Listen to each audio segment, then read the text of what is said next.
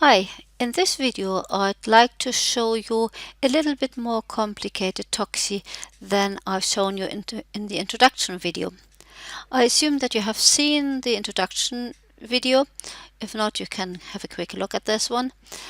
And you know that the TOCSY is showing a total correlation spectrum.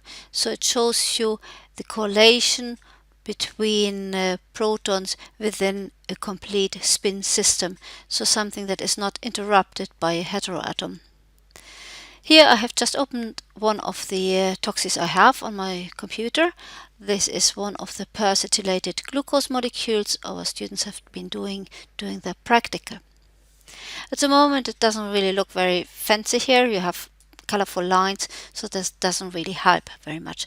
First of all, if we want to look at a TOCSY, we need to have the corresponding proton NMR at hand. So here I have the proton NMR. It's not further analyzed here, it's just a plain spectrum because we don't need much more than that. So my TOCSY spectrum at the moment has no traces at the side, so this means I will make a right click and say show traces. In this case, it had already selected the proton that is in the same folder here in MNOVA.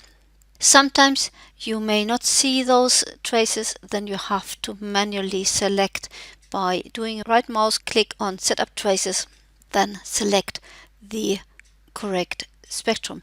In this way you can also get a spectrum over that is in a different folder. However, here everything is done. Just as a reminder, you can adjust the height of the peaks by using your middle mouse wheel. So if I move my mouse pointer into the center of the spectrum, I can also adjust the depth of the spectrum until I don't see anything anymore. Here in this spectrum we have a monosaccharide, so this means we should have a continuous spin system. However, there are two things that are not really within the single spin system, and these are the acetate groups. So this sugar molecule has been acetylated, so it carries 5 acetyl groups around it, and they're all linked via the oxygen, so there is no correlation from those acetate groups into the core sugar ring. And the other signal we find here in our NMR spectrum, which should not have any further correlation, is our solvent signal, the chloroform signal. Just going back to this kind of depth problem here, we can obviously have far too much depth here, but our signals don't really look very well. So what we can do in this case is we go to processing and go to symmetrize. Here you will find 3 options: COSY-like, J-resolved, and J-resolved with sensitivity enhancement. You have to try out which of those methods works best for you. J-resolved is often good, COSY-like is also good. If you select one of those parameters, here I've just clicked on the COSY resolved, then you can still select one of those other options, and that can sometimes give a bit of a mess. So in this case, make sure that you unclick the ones you don't want to have. So if you are happy with our COSY resolved signals, then we can again play with the depth. Here we see now we're expected to see.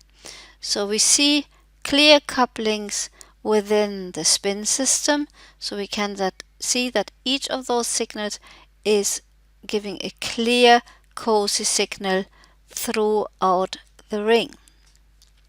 We see some faint traces over to our acetyl groups, which obviously go over the oxygen.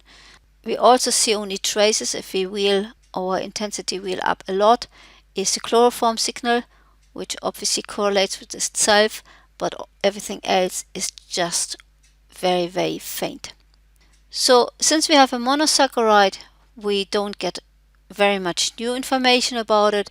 We only can see that each of those protons belong to one spin system.